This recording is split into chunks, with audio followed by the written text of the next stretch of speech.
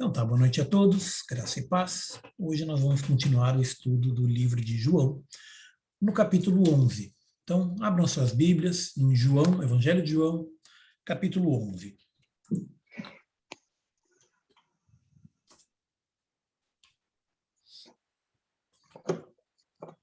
Todo mundo abriu aí? Para quem não está com a Bíblia ou está com preguiça, eu vou projetar, tá bom? Mas é sempre bom que a gente tenha a própria Bíblia aberta para fazer uma anotação, grifar alguma coisa, comentar alguma coisa e conhecer, né, onde é que está. Eu sou muito visual, então sempre que eu estou lendo a Bíblia, eu lembro mais ou menos de que lado que está, do lado esquerdo, do lado direito, onde é que está mais ou menos as coisas. Agora que eu estou usando a Bíblia online, isso me confunde um pouco, mas aí eu vou grifando tudo. Então, se você for ver, quer ver, deixa eu compartilhar aqui a tela.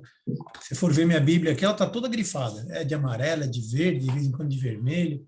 Eu vou grifando tudo aqui. Tá dando para ver aí?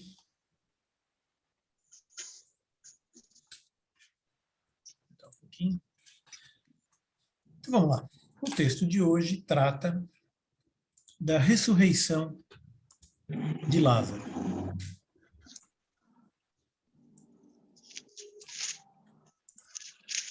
É um texto muito conhecido, é um texto bem famoso do texto bíblico. Eu acho que essa história é conhecida para todo mundo. Então, eu não quero, mais uma vez, a ideia não é a gente ficar enfatizando o que já é conhecido. Eu quero comentar alguns detalhezinhos que às vezes a gente lê, passa direto, passa batido por cima. Então, eu vou pegar nesses detalhes para que a gente possa fazer um estudo da Bíblia mesmo, tá?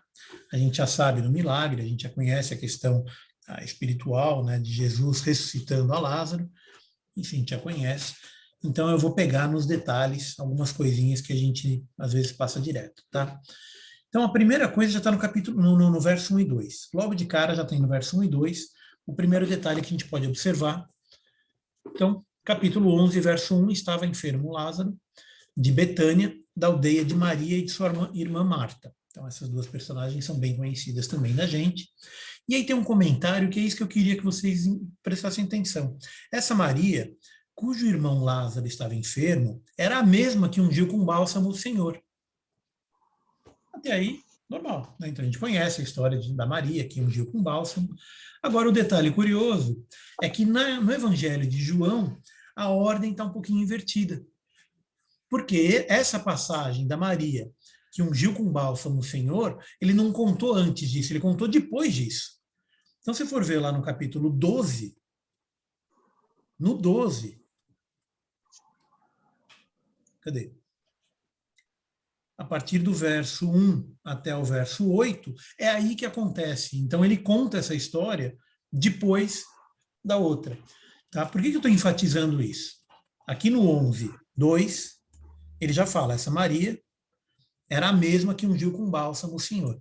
Mas essa história do ungiu com bálsamo, ele contou aqui, 6 dias antes da Páscoa, não sei o que, estava Lázaro, e aí ele conta onde estava Lázaro, a quem ele ressuscitara dentre os mortos. Então percebe que existe uma ligação, uma ligação circular entre os dois? No 11, 1 e 2, e 12, 1 e 2, um faz referência ao outro. Então, isso aqui é só para a gente enfatizar uma questão em relação ao Evangelho de João, que eu já mencionei acho que mais de uma vez, em que João ele não está muito preocupado com a historicidade, ou pelo menos com uma linearidade histórica. João ele não está tão preocupado assim em colocar os fatos um depois do outro, como Lucas. Você pega os evangelhos de Lucas, é um fato depois do outro, então tem uma ordem histórica. Os outros dois, Mateus e Marcos, também seguem mais ou menos uma ordem histórica. João não. João ele está preocupado em contar a história, mas não necessariamente numa ordem cronológica. Ele não é um historiador, ele é um contador de histórias. Então ele conta, quando ele fala da ressurreição de Lázaro, ele menciona que Maria é aquela cujo irmão Lázaro estava enfermo e que ungiu com bálsamo o Senhor. E aí depois, no 12, que ele conta a história de como que Maria ungiu com bálsamo o Senhor. Tá? Então isso aqui não existe não tem uma falha aqui, não é uma questão de um erro histórico, porque se você for ver a historicidade, não é isso. A questão é que quando ele escreveu esse evangelho, já tinha passado 50, 60 anos. Então todo mundo já conhecia essa história. Ele só está registrando aqui numa carta para deixar escrito as coisas que ele já estava contando para todo mundo. Lembrando que assim que Jesus ressuscitou e subiu aos céus, ele era um dos evangelistas. Ele era um João que andava por toda parte evangelizando e contando, né? Contando o que aconteceu com Jesus, contando dos milagres. Então, quando ele senta para escrever, ele sentou para escrever uma história que já era conhecida da época.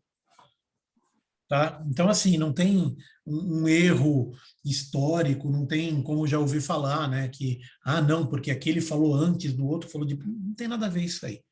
Então, você tem essa história.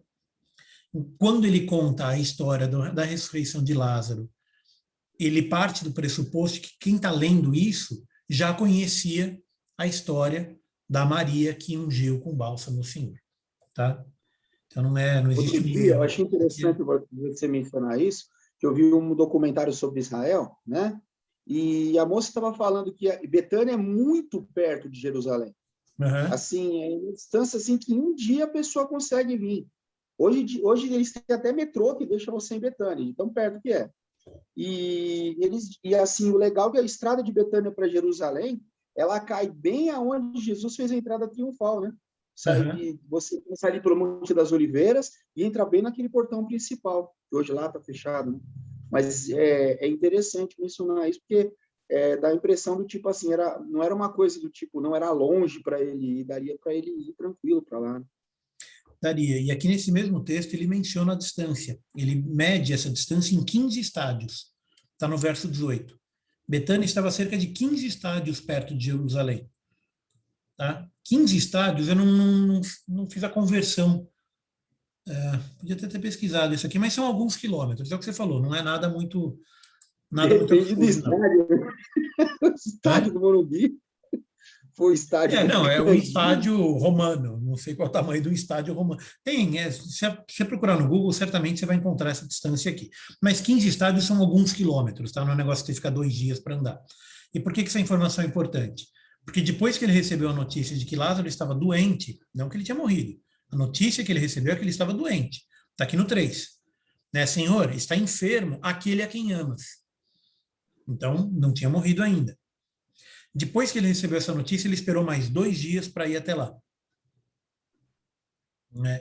E aí, quando ele chega lá, ele leva também 2 dias para ir. Então, ele esperou 2 dias para ir e levou 2 dias para chegar. Porque ele não foi rápido, não foi A correndo. tradução da minha Bíblia menciona, olha só, Betânia distava cerca de 3 quilômetros de Jerusalém. 3 quilômetros, tá? 15 estádios. Bom, então a gente deduz que um estádio tem 500 metros, mais ou menos.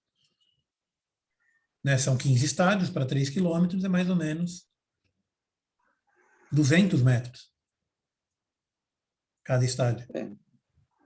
Numa Vou fazer a caminhada conta de aí. cabeça aqui, não estou fazendo direito. Um dia, vai? 15 Meio-dia de estádios, 3 viagem? quilômetros, 500 metros cada estádio. É perto, dá para ir andando. Né? Bom, mas aí, antes de a gente chegar na parte de distância, que a gente até já mencionou, mas eu queria enfatizar que 2 vezes o texto menciona que Lázaro era aquele a quem amas, e logo em seguida, no 5, fala de novo, ora, amava Jesus a Marta e a sua irmã e a Lázaro. E aqui de novo, eu não quero entrar numa questão muito teológica em relação a essa frase, mas existe uma discussão teológica em cima disso, tá? Só queria que vocês soubessem que existe uma discussão em relação a esse amor que Jesus tinha por Marta, Maria e Lázaro. Porque tem outras passagens em que diz que João era o apóstolo a quem Jesus amava. E outras passagens ele menciona que alguém era uma pessoa a quem Jesus amava.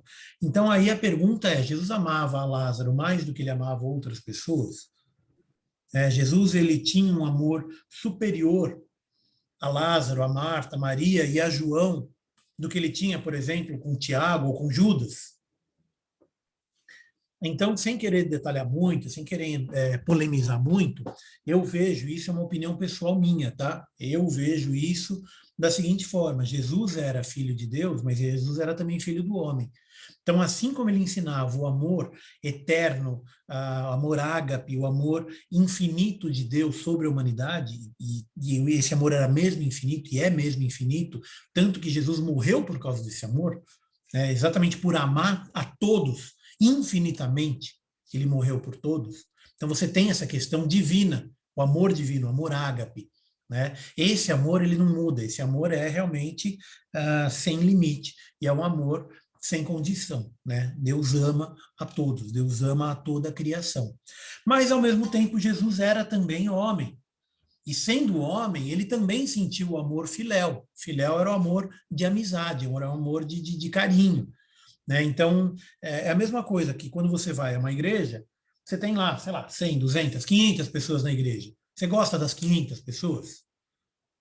Você ama as 500 pessoas de uma forma respeitosa, de uma forma em que esse amor ele é manifestado através de ações, né? Então você não vai destratar, maltratar, xingar, brigar, enfim, ou, na medida do possível você vai evitar que faça essas coisas, né? É óbvio que a carne, às vezes, ela acaba se sobrepujando ao espírito, mas se você tiver um amor espiritual, você vai amar as 500. Mas entre as 500, você sempre tem uma ou outra que você gosta mais. Não tem jeito. Né, o pessoal fala que são as panelinhas. Tem que tomar cuidado para não fazer as panelinhas. Mas independente de ter ou não a panelinha, você sempre tem alguém que você se aproxima mais, que você tem um pouco mais de afeto. Né? Então, Esse você tipo existe uma... Davi Jonas, né? De Davi, o filho de Então, Saul, né? exatamente, Davi e Jonas. Jonas, você tinha também essa relação de amor, que era um amor fraterno, que era maior, por exemplo, do que Davi tinha dos seus soldados. Vai. Ele tinha lá 300 soldados que andavam com Davi, mas ele tinha um afeto especial por Jonas. E isso não significa um amor eros, tá? Não é esse amor, não é um amor erótico, não é um amor Pois carnal, é. um amor A físico. gente fala muito heresia por conta disso, que eu já vi. Pois é, e confunde muito. E eu já Tem gente que vi. fala, por exemplo, que Davi tinha um caso, era homossexual por conta do amor que ele tinha pelo Jonatas. E é Não uma precisa ir tão heresia. longe. No Natal desse ano, aquele grupo lá do Porta dos Fundos, ele brincou com uma situação em que Jesus era homossexual, né? Que Jesus amava os discípulos no sentido físico, É, no sentido carnal hoje, né? Que é o sentido que a gente dá para a palavra amor hoje. Mas a Bíblia não foi escrita hoje, né? Ela foi escrita há 2000 anos. Então você tem essa distinção entre o amor e o ágape, o engraçado é amor que filéu e o você amor me lembrou de eros. uma coisa, que parece aquele versículo que Pedro fala, Jesus fala com Pedro, Pedro, tu me amas. Parece que no Exato. original, Jesus pergunta, agapas me, e Pedro Uhum. responde, ti, né? Ele Ele responde fala assim, eu filéu. amo você como meu filéu. É. Eu não sei muito bem do original, mas A eu gente vi, pode eu fazer lembro um de estudo estar sobre lendo isso, mas outra é coisa. nessa linha mesmo. Tá? No original, no grego, Jesus pergunta duas vezes e Pedro responde duas vezes errado. Aí na terceira vez Jesus pergunta de novo com o filéu. Tu me Ah, filéu, né? Da primeira vez foi ágape, da segunda vez foi ágape, da terceira vez foi filéu, que são amores diferentes. São, no original do grego fica mais claro. Na tradução é sempre amor, amor, amor. Né? Tu me amas, e perguntou pela terceira vez, tu me amas. Né? No português só tem uma palavra para amor. Então isso gera alguma confusão. E esse é um dos casos em que gera essa confusão também, porque diz aqui, e aí também esse é um dos textos que o pessoal usa para justificar que Jesus ele tinha um romance com a Maria, ou com a Madalena, Maria Madalena, né? E eu já falei isso inclusive na última aula, que tem uma corrente filosófica aí que parte do pressuposto de que Jesus teve um filho com ela. E que o Santo Graal, na verdade, não era uma taça, o Santo Graal era a criança, era um filho que foi gerado por Jesus e Maria Madalena, que foi levado para a França e que depois foi levado para a Inglaterra. Enfim, tem toda uma história aí que o povo inventou em cima dessa Código história da aí, Vinci. por causa desse, ora, amava Jesus a Marta e a sua irmã e a Lázaro. Né? Então, se você for ler esse texto com uma linguagem moderna, com uma linguagem, como o pessoal diz, inclusiva, né? A tradução aqui pode significar um triângulo amoroso, então, sei lá o quê?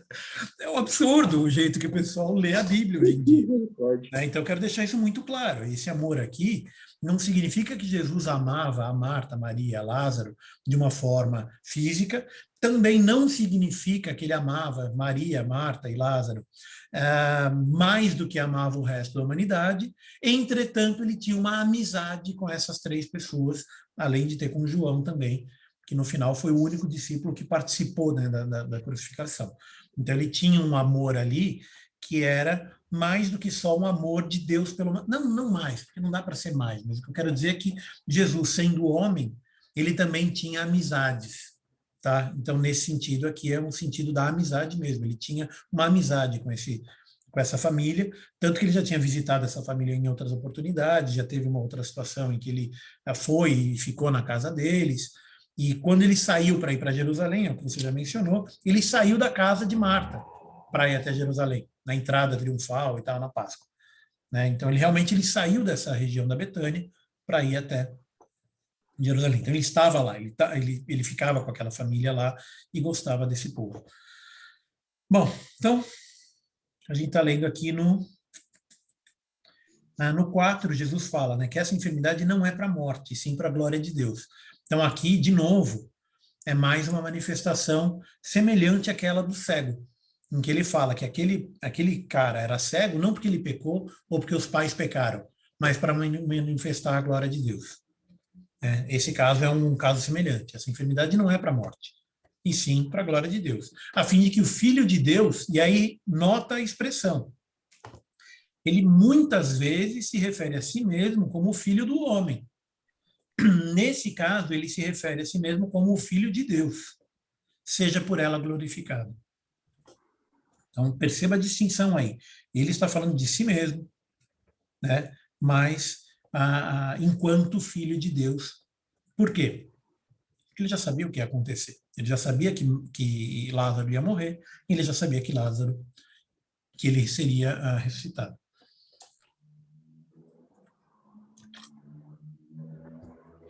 E existe uma questão humana aqui, muito humana. Por quê?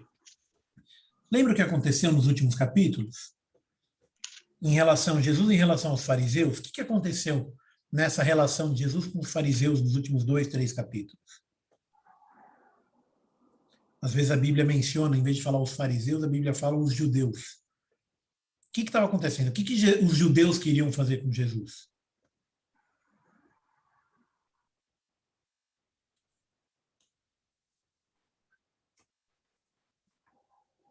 Vocês lembram? Na última aula, na penúltima aula que a gente viu? Deixa eu dar mais uma dica. Quando Jesus curou o cego, os judeus e os fariseus viram essa cura, que a cura foi num sábado, e eles queriam fazer o que com Jesus? Queriam pegar ele na palavra, perguntando para ele que não devia curar no sábado, porque não era lícito, não era de acordo com a palavra de Deus. Eles conspiravam para encontrar alguma falha em Jesus para poder matá-lo. Exatamente, para poder matá-lo. E eles estavam, lembra que quando Jesus, no mesmo capítulo em que Jesus tem aquela passagem da mulher adúltera, em que ele fala, né, o que não tiver pecado atire a primeira pedra, o capítulo começa com essa passagem e termina, o último verso desse mesmo capítulo e pegaram pedras para jogar em Jesus, mas ele se esquivou, ele foi embora. Então, assim, ao mesmo tempo que eles não jogaram pedra na mulher adúltera, eles queriam jogar pedra em Jesus. Depois dessa passagem do cego, teve mais uma vez em que Jesus encontrou os fariseus e, de novo, os fariseus queriam pegar para apedrejar, queriam matar Jesus. Então, os judeus, quando João menciona os judeus genericamente, ele se refere especificamente aos fariseus, né? Ele se refere com essas duas expressões, mas ele se refere basicamente àqueles seguidores da lei. Então, quando ele diz os judeus ou os fariseus, são as pessoas que seguiam a lei e não reconheciam em Jesus o Cristo. Tá? Bom, então, os judeus estavam perseguindo Jesus. Onde que os judeus moravam? Naquela casa deles. Jerusalém. Né? E como você mesmo disse, Betânia era 3 quilômetros de Jerusalém. Era pertinho de Jerusalém. E aí, como eu disse, aconteceu uma coisa muito humana. No verso 8, disseram-lhe os discípulos, mestre, ainda agora os judeus procuravam apedrejar-te. Quer dizer, agora mesmo, foi ontem que aconteceu isso. Você já estava sendo perseguido, eles queriam te apedrejar, e agora você quer voltar para lá? E aí Jesus dá mais um ensino que tem um duplo sentido, um sentido humano e um sentido divino, um sentido físico e um sentido espiritual. Que ele diz, no 9, não são 12 as horas do dia? Se alguém andar de dia, não tropeça, porque vê a luz deste mundo. Guardo deste mundo, vou voltar nele daqui a pouco. Mas se andar de noite, tropeça, porque nele não há luz. Isso dizia, e depois ele acrescentou, Nosso amigo Lázaro adormeceu, mas eu volto para despertá-lo. Eu volto no despertá-lo daqui a pouco, deixa eu só falar do deste mundo. Então, o deste mundo é o sentido espiritual e é muito claro pelo seguinte: no céu, a gente não vai ter a luz deste mundo. Quem é a luz no céu? Deus. Deus. Né? Deus vai ser a luz do céu. Então, repara esse detalhezinho. É um detalhezinho. Passa despercebido. Se você lê rápido, você nem percebe. Se alguém andar de dia, não tropeça, porque vê a luz deste mundo. Mas se andar de noite, tropeça, porque nele não há luz. E aí, de novo, no mundo não há luz. Jesus ele fala, eu sou a luz do mundo. Né? E quando ele se retira, no mundo não há luz. Né? Ele é a luz. E Deus é a luz lá no céu. Então, por isso que ele menciona deste mundo e não porque vê a luz, ou vê o chão claro, sei lá. Aqui foi muito específico, tá bom? Então, você tem o lado humano, que é fisicamente, é o sol iluminando a terra, então isso é o óbvio, digamos, a leitura óbvia, e você tem o lado espiritual, quando ele diz, porque vê a luz deste mundo, porque nesse mundo não há luz, porque nele não há luz. Tá? E aí, Lázaro adormeceu, mas eu vou para despertá-lo. Ele estava falando que Lázaro dormiu? Está tranquilão dormindo em casa? É isso que ele estava falando aqui? Não, morreu, né? É. Mas os discípulos entenderam que foi literal. Senhor, se dorme, estará salvo. Quer dizer, está dormindo, está tudo tranquilo. Não precisa ir para lá. E aí o próprio João explica, né? Jesus, porém, falara com respeito à morte de Lázaro, mas ele supunha que tivesse falado do repouso do sono. Então aqui o próprio texto já se explica. Então Jesus disse-lhes claramente, aí não foi mais por parábola, Lázaro morreu. E por vossa causa me alegro de que não estivesse lá, para que possais crer, mas vamos ter com ele. Então, qual que é o ponto aqui? O ponto é que se Jesus estivesse lá, Lázaro não teria morrido. Porque Jesus estava curando todo quanto é enfermo nos últimos 2 anos. Aqui já fazem quase 3 anos que está no ministério, nessa etapa do ministério já tinha passado algum tempo. Então, os discípulos já tinham visto centenas, se não milhares de curas, de tudo quanto é espécie de cura. Inclusive a cura do paralítico, cura do cego, curas de endemoniados, enfim, os discípulos já tinham visto toda espécie de cura, né?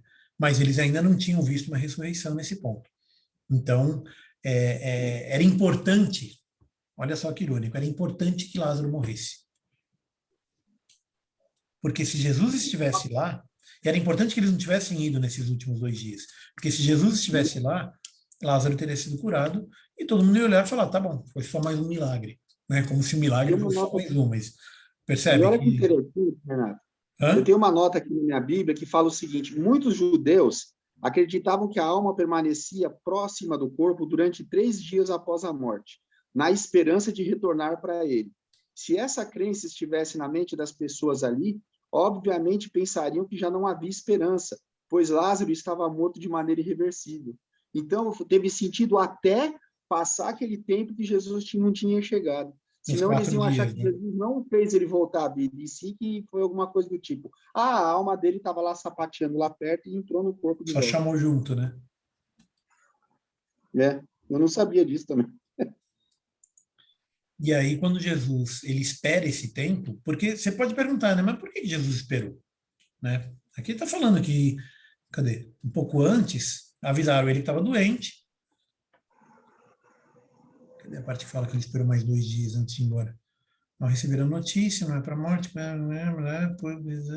Aqui, ó, no 5, no 6. Ainda se demorou 2 dias no lugar onde estava. E depois disse aos seus discípulos: vamos outra vez para a Judéia. Bom, ele não estava em Jerusalém quando ele foi visitar, tá? Ele foi para Jerusalém, ele recebeu a notícia, e aí depois ele foi para Jerusalém. Então, assim, ele não saiu de Jerusalém para ir até a Betânia. Não é um negócio assim, que ele teria feito numa tarde, tá? Por quê? A gente vê que quando ele chegou lá, já tinha passado 4 dias. No 15, por vossa causa. E aí Tomé, esse Tomé, vou te falar, viu? Eu acho que ele era o discípulo mais humano que tinha. É o mais nós. Só acredito vendo. Não é só acredito vendo, dá uma olhada. Ele não era só cético, ele era irônico também. Olha o comentário que ele faz. Então Tomé, no 16. Então Tomé, também chamado Dídimo, disse aos seus condiscípulos: vamos também nós para morrermos com ele. Né? Por que ele disse isso? Porque os judeus estavam perseguindo a Jesus. E Jesus queria voltar para a Judéia. Ele queria voltar lá para Betânia e passar por Jerusalém, ou pelo menos perto de Jerusalém, para chegar lá. Né? Então, Tomé não só não acreditava em Jesus, mas não acreditava nem no poder de Jesus para livrá-los do mal. Né? Vamos também nós para morrermos com ele. Ele estava com medo dos judeus. Bom, a história vai, Jesus chega lá e encontrou Lázaro já sepultado havia 4 dias. Então ele recebeu a notícia, esperou 2 dias e levou mais 2 para chegar até lá. Quando chegou lá, Lázaro já estava sepultado há 4 dias. Ora, Betânia estava a 15 estádios perto de Jerusalém. Por que ele mencionou isso? Porque era perto dos judeus. Muito dentre os judeus, no 19, tinham vindo ter com Marta e Maria para consolar a respeito de seu irmão. Marta, quando soube que vinha Jesus, saiu ao seu encontro. Então, assim, não é que Jesus estava no quintal de casa. Não, ela saiu e andou um trecho até onde Jesus estava vindo pelo caminho. E Marta, porém, ficou sentada em casa, triste, obviamente, chorando, né? E disse, pois, Marta a Jesus: Senhor, se estiveras aqui, não teria morrido meu irmão. Então, essa aqui era uma sensação, era um sentimento comum a eles, tanto a Marta como aos discípulos. A gente vê isso porque logo em seguida ele encontra Maria e Maria fala quase exatamente a mesma coisa. É quase exatamente a mesma coisa. Tá, mas antes de chegar em Maria, vamos só terminar esse diálogo aqui de Jesus com Marta. E Jesus disse: teu irmão há de ressurgir. E aí Marta, que já era uma crente, que já entendia a palavra de Jesus, já tinha entendido e crido a respeito da ressurreição, ela fala: eu sei que ele vai ressurgir na ressurreição, no último dia. Então ela estava pensando, quando Jesus disse que ele há de ressurgir, é só quando, no último dia, né? Só quando Jesus voltasse. Jesus não tinha nem ido, mas ela já sabia que no último dia os mortos iriam ressuscitar. E era disso que ela achava que Jesus estava falando. Mas Jesus falou: não, peraí, eu sou a ressurreição e a vida. Quem crê em mim, ainda que morra, viverá. E todo que vive e crê em mim, não morrerá eternamente. Crê nisso? Então, não morrerá eternamente. Aí, que fique claro, nós vamos passar pela morte, mas não será uma morte eterna. Então, quem crê em mim não terá a morte eterna, terá vida eterna. Crê nisso? Sim, Senhor, respondeu ela. Eu tenho crido que tu és o Cristo. E aí está o ponto fundamental desse texto. Tu és o Cristo, o Filho de Deus que devia vir ao mundo. Então, está prometido, é o Filho de Deus. Jesus se identifica como Filho de Deus ali um pouco antes. Tá? Então, aqui ela não deixa nenhuma margem de dúvida de que Jesus é o Cristo que estava prometido e que é o Filho de Deus. Tá? Só mais um detalhe em relação a esse trecho aqui, quando Jesus diz: eu sou a ressurreição e a vida, ele está ligando também para Gênesis, ele está ligando na criação. Quando Jesus sopra o sopro de vida. Então aqui também é um texto que mostra e que justifica também a Trindade. Então você tem o Pai, o Filho e o Espírito Santo. Então quando Jesus sopra, o sopro é o Espírito Santo. Mas o que ele sopra? Ele sopra a vida naquela matéria inerte, naquela matéria que eles tinham acabado de criar. Então quando Jesus fala que eu sou a ressurreição e a vida, ele está ligando para aquele pedaço em que ele fala do julgamento, também em João, está bem claro no começo de João, em que ele é o juiz do mundo, e que é ele quem tem o poder de julgar quem vai viver e quem vai morrer. Ele é a vida, ele é a pessoa que vai dizer: você vai viver. Então ele é a vida no sentido tanto espiritual, quando Deus Pai sopra o Espírito Santo, ele está soprando a vida na humanidade. Jesus disse: eu sou a vida. E ele, um pouquinho antes, no capítulo anterior, ele faz uma outra menção a isso, quando ele fala que ele ia morrer, mas que ele tinha poder sobre a morte, porque ele é a vida. Então ele tinha poder sobre a própria vida e sobre a vida da humanidade toda. Então aqui, quando ele diz: eu sou a ressurreição e a vida, ele está fazendo uma afirmação que não é só em relação a Lázaro, mas é uma afirmação superior, é uma afirmação espiritual, no sentido de que ele é quem tem a chave, né, da vida. Ele é quem vai dizer quem vive e quem morre, ele é quem vai julgar a humanidade, e, em última instância, é nele que está a vida eterna.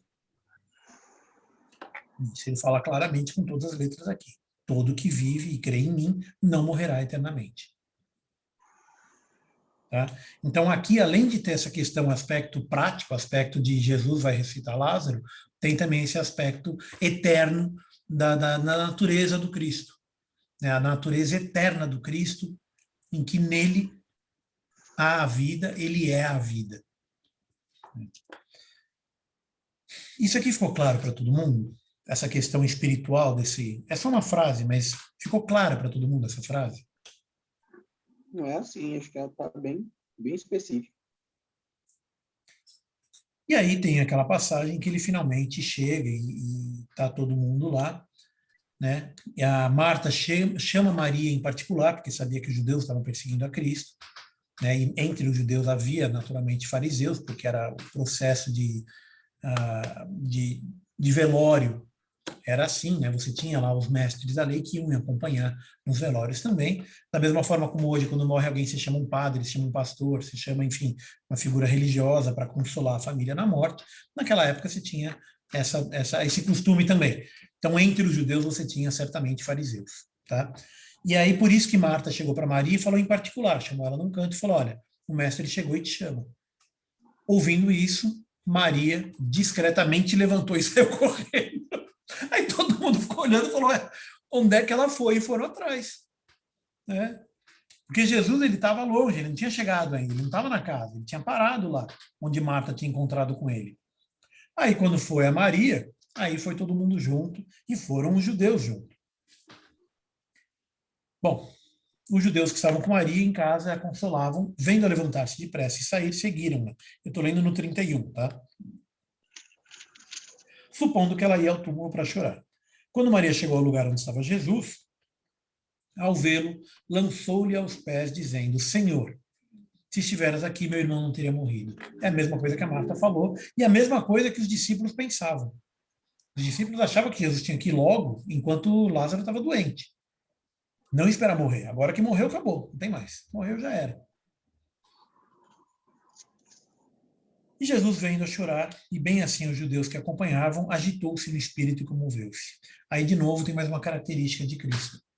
Jesus, ele se comove com o sofrimento. Ele não é ele não é incólume, ele não é, digamos, blindado contra o sofrimento humano. Ele viu o sofrimento da Maria, viu o sofrimento dos judeus que acompanhavam e comoveu-se. E depois disso, está um dos versos mais curtos da Bíblia. Jesus chorou. O 35. Jesus chorou. É um dos versos mais curtos da Bíblia. Acho que tem uma outra passagem que fala que Jesus chorou quando ele viu Jerusalém. Mas nessa passagem especificamente, é quando ele estava naquela situação de luto. Né? Quando ele sentiu o luto das pessoas. Ele sentiu a tristeza das pessoas e se compadeceu com a tristeza das pessoas. Mesmo sabendo que ele ia ressuscitar Lázaro. Mesmo sabendo que em seguida viria a alegria, ele sentiu o ambiente e se compadeceu. Né? Ele teve misericórdia daquelas pessoas e se compadeceu daquelas pessoas e chorou. E aí os judeus olharam e falaram, vê como ele o amava, né? E aí, de novo, teve alguns que falaram, mas peraí, ele não abriu os olhos do cego, não podia ter evitado que Lázaro morresse?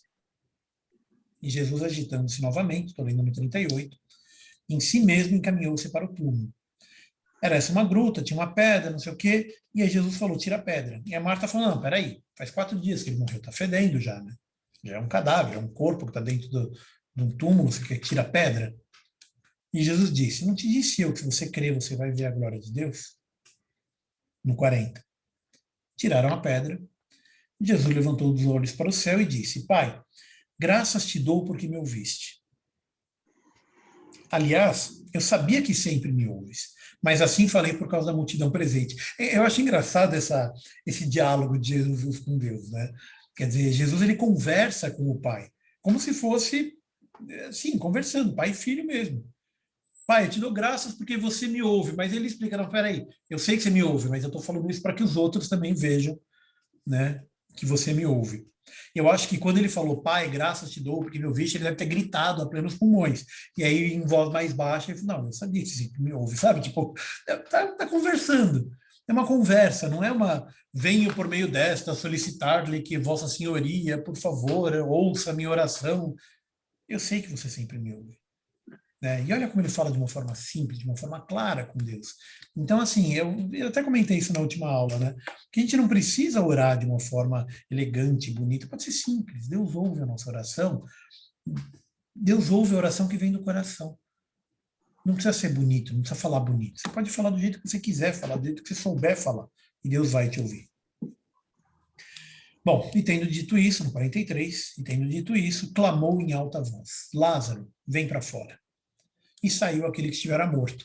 E olha só que curioso, tendo os pés e as mãos ligados com ataduras, era o costume da época, ele estava praticamente mumificado, ele estava envolto em panos, com laço na mão, laço na perna, né? Então deve ter sido uma cena até, além de ter sido surpreendente do morto levantar e sair, mas deve ter sido engraçado, né? Porque ele saiu meio pulando, assim, ele estava com a perna atada, ele estava com o braço atado.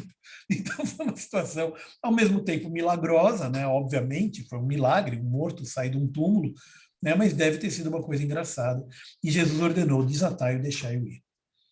E muitos, pois, dentre os judeus que tinham vindo visitar Maria, vendo o que fizera Jesus, creram nele. Então, de novo, da multidão dos que creram. Né? Então, quando Jesus morre e ressuscita, quando os discípulos começam a pregar e começam a evangelizar, já existia muita gente que cria. Já tinha muita gente que tinha ouvido falar de Jesus, já tinha visto os milagres de Jesus e espalhado a palavra na região e até fora da região. Então, nós temos na Bíblia a história dos apóstolos, mas Paulo, quando vai visitar a Grécia, quando vai visitar outras regiões distantes, vai para Roma, já existia uma igreja em Roma. 50, 60, 70 anos depois de Cristo, já tinha uma igreja em Roma, já tinha uma igreja em Éfeso, já tinha uma igreja na Ásia, já tinha várias igrejas. Porque a própria pregação de Cristo, até antes dos apóstolos, a pregação de Cristo, a palavra se espalha, e eram muitos os que creram, inclusive dentre os judeus. E aqui lembrando que quando ele menciona dentre os judeus, ele menciona os seguidores da lei, em especial os fariseus. Tá? Mas não só os fariseus. Dentre os judeus, significava todos aqueles que criam na lei e seguiam a lei.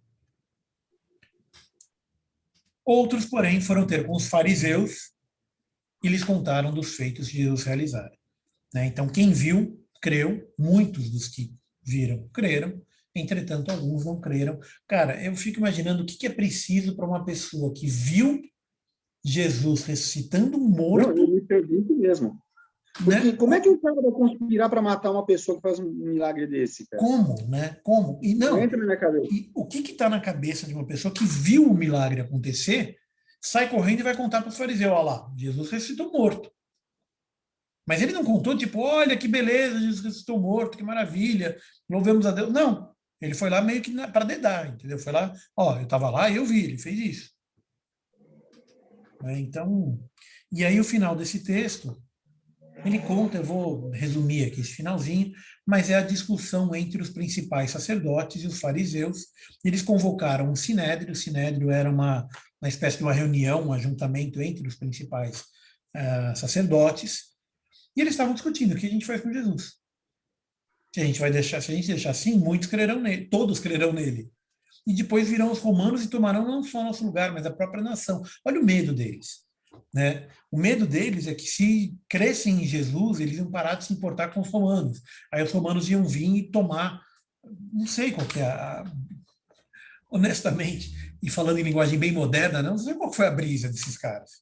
O que eles estavam pensando? Tipo, se acreditarem em Jesus, virão os romanos e tomarão nosso lugar? Qual que é a... Eu acho aqui que o medo deles, e aí é uma interpretação minha, tá? Eu acho que o medo deles era que se acreditassem em Jesus, não ia precisar mais ter um sacerdote. Então, o sacerdócio, ou toda a religião, ou toda a lei, toda aquela a religião constituída, Jesus estava ameaçando os líderes e a religião constituída da época. né? Então, acho que era basicamente essa a filosofia deles, porque se crescem em Jesus, não ia precisar mais do sacerdote, realmente não ia. Mas, por outro lado, ia, né? Não ia, mas não ia, porque o sacerdote ia ter uma função muito mais de ensino do que de receber dinheiro para poder fazer um sacrifício. Um dos ensinos de Jesus é que o sacrifício não era mais necessário, aquele sacrifício de se levar a ovelha, matar a ovelha, aquela coisa toda. Então, assim, a religião estabelecida, ela deixava de ser necessária. Então, possivelmente, esse era o medo deles. Eles perderem posição financeira, posição política e posição de poder explicar para o povo, falar com o povo. Eu acho que era esse o medo. Basicamente, eles tinham medo de perder as honras do sacerdócio. Que é engraçado porque, assim, isso que você falou é interessante porque, assim, a impressão que às vezes eu tenho é que Caifás ele nem acreditava em Deus. Ele simplesmente seguia uma tradição. Essa é a impressão que às vezes me dá quando eu vejo toda a história de Caifás. É isso mesmo. Ele não parecia ser uma pessoa assim, não, eu creio nisso. Não, a impressão que eu tenho era que, quando muito, era uma tradição passada de pai para filho e segue aquilo e ponto final. Era quase Somos uma o povo profissão, escolhido de né? Deus e o mundo está todo perdido. Ele fazia aquilo pelo dinheiro, não pela fé. Sim. Tanto que ele permitia a venda na porta do templo, né? Não entendeu. O cara que era para ser o senhor da lei, o cara que era para conhecer as profecias, ele não reconheceu o Cristo quando o Cristo veio, é um absurdo. Das duas, uma, ou ele não Mas conhecia as profecias, ou ele não conhecia a própria lei que ele dizia pregar, ou ele era muito mau caráter para ter visto o Cristo, reconhecido o Cristo e falado, não, é melhor eu ficar aqui na minha, né? Uma das três coisas aconteceu. Ou ele não viu, ou ele não reconheceu, ou ele era mau caráter. Viu, reconheceu e não quis dar o braço a torcer. E aí ele fez, querendo ou sem querer, possivelmente sem querer, uma profecia. Mas sendo sumo sacerdote, eu estou lendo aqui no 51, mas sendo sumo sacerdote naquele ano, profetizou que Jesus estava para morrer pela nação. E não somente pela nação, aí é uma adição que João faz, né? Mas também para reunir em um só corpo os filhos de Deus que andam dispersos. Aqui, de novo, ele está se referindo aos filhos de Deus no mundo todo, aos gentios, tá? João, ele se refere aos gentios aqui de novo. Bom, então, eles resolveram matá-lo. Naquele dia eles falaram, não, chega, acabou a brincadeira, vamos matar Jesus. Essa foi a importância desse sinédrio, né? Quer dizer, essa foi uma conversa que eles tiveram e que chegaram à conclusão de que não tinha mais dúvida, agora tinha que matar Jesus. E aí, Jesus já não andava mais publicamente entre os judeus. Ele se retirou para o deserto e para uma cidade chamada Efraim, e ali permaneceu com os discípulos. Aí ele entra numa questão em relação da Páscoa, a gente vai estudar isso na próxima aula, mas só para terminar o capítulo, ele foi para a casa de Maria para passar a Páscoa. Né? Isso é a próxima Páscoa dos judeus, muitos daquela região subiram para Jerusalém, então Jerusalém estava cheia de gente para se purificar, e eles procuravam por Jesus e, não estando com eles no templo, diziam uns aos outros, e aí, será que ele vem? Será que ele não vem? E os principais sacerdotes, eles deram uma ordem, se alguém soubesse onde estava Jesus, para denunciar a fim de o prenderem. Então, assim, eles sabiam que existia Jesus, mas não tinha internet naquela época. Então, assim, a menos quem tinha visto a Jesus pessoalmente, ninguém sabia qual era a cara de Jesus. Ninguém sabia quem era Jesus. A menos que ele fosse denunciado. Quem o conhecia. Os discípulos, obviamente, não iam denunciar. Mas quem viu os milagres e não creu, poderia denunciar, que foi o caso de Judas. A gente vai ver na próxima aula a Jesus sendo ungido, né? E a Páscoa e a entrada triunfal de Jesus em Jerusalém. Mas isso fica para a próxima aula. Só para a gente fechar essa aula. Então, aqui, Jesus ele ensina a gente, nessa ressurreição de Lázaro, duas lições. Duas não, são várias, mas principalmente duas. Primeira, que Jesus é o Senhor da vida. Tá? Então, é Ele quem dá e é Ele quem tira. A gente sempre gosta de enfatizar a parte do é Ele quem dá. Né? A gente não gosta de ver a parte do é Ele quem tira. Jesus ele é juiz. E sendo juiz, ele julga para absolver e julga para punir. Tá? Ele sendo juiz, ele também vai chegar aquele último dia e é ele quem vai julgar. E isso fica muito claro no começo de João. No Evangelho de João, ele diz que Jesus recebeu do Pai essa incumbência, essa permissão, essa autoridade de julgar a humanidade. E ele tem essa autoridade justamente porque ele se fez homem. Então, ao mesmo tempo que ele é filho de Deus, ele também é filho do homem. E sendo filho do homem, ele tem autoridade para julgar o homem. E sendo filho de Deus, ele tem poder sobre a vida. Então, Jesus ele tem essa autoridade e tem esse poder sobre a vida, não só a dele mesmo, mas a de toda a humanidade. No último dia, a ressurreição acontece por meio do Cristo. Ela não acontece por uma mágica, por um pirlim-pim-pim, vira uma varinha de condão, desce uma luz do céu. Não, é por meio do Cristo que a gente ressuscita. E quem crê, por isso, é que quem crê no Cristo não morre. E aí ele não está falando da morte física, ele está falando da morte espiritual. Quem crê no Cristo não terá a morte eterna. A morte física pode acontecer e ela é, dentro de um contexto eterno, irrelevante. Então a gente não deve temer a morte física, a gente não deve temer a morte desse corpo. A gente vai acontecer, né? Inevitavelmente. Ninguém vai sair vivo dessa vida. Todo mundo vai acabar morrendo. Mas a gente não deve temer isso. Primeiro, porque é uma coisa natural, isso vai acontecer naturalmente. Segundo, porque essa não é a morte que importa. A morte que importa é a morte da alma. Essa é a que a gente tem que se preocupar. Então, por isso que a gente tem que se preocupar também em evangelizar. É isso que a gente tem que se preocupar em ir por todo mundo e pregar o evangelho. Porque a morte espiritual, essa sim é eterna. E quem tem essa morte, ou quem não crê no Cristo, vai ter essa morte eterna, né? E a gente tem que se preocupar com essas pessoas, a gente tem que evangelizar, ensinar e falar do Cristo, falar que existe essa salvação e que o significado da salvação não é a salvação aqui nessa terra, pode até ser, né? A gente pode ser curado e já vi quantos testemunhos de gente que foi realmente curada e eu próprio já senti na pele a cura, né? Não foi nada muito sério, mas eu senti essa cura também em mim e em pessoas próximas.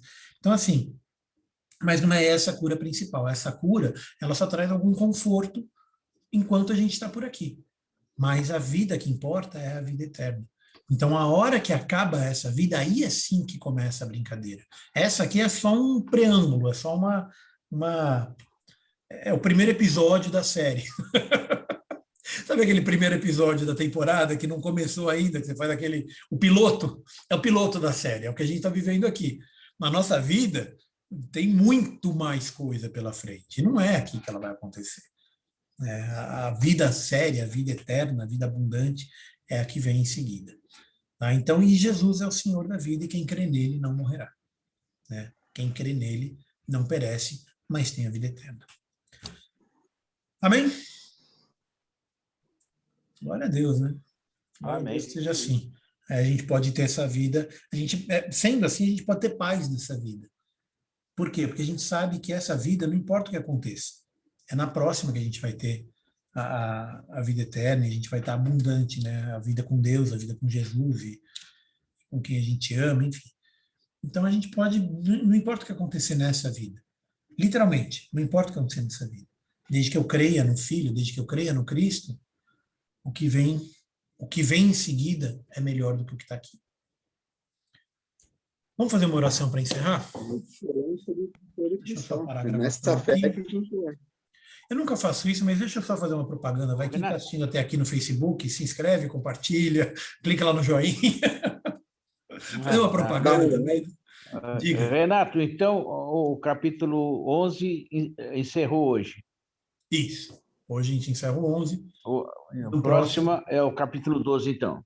Eu acho que não na próxima aula. Na próxima aula eu quero quebrar um pouco esse ciclo de João. A gente vai fazer um estudo sobre um tema de doutrina e aí sim voltar no capítulo 12 a partir não na próxima semana, na outra semana. Tá bom? Então, na próxima aula vai ser uma doutrina. Isso. A Paula está dando uma sugestão aqui que eu acho até legal, de trazer para vocês também, não precisa ser agora, mas pode me mandar pelo WhatsApp depois, um tema que seja interessante, um tema que vocês gostariam de estudar, alguma dúvida, alguma curiosidade que a gente queira ver, se vocês puderem pegar um tema atual, né, uma atualidade, ou algum tema bíblico, alguma coisa que vocês queiram debater.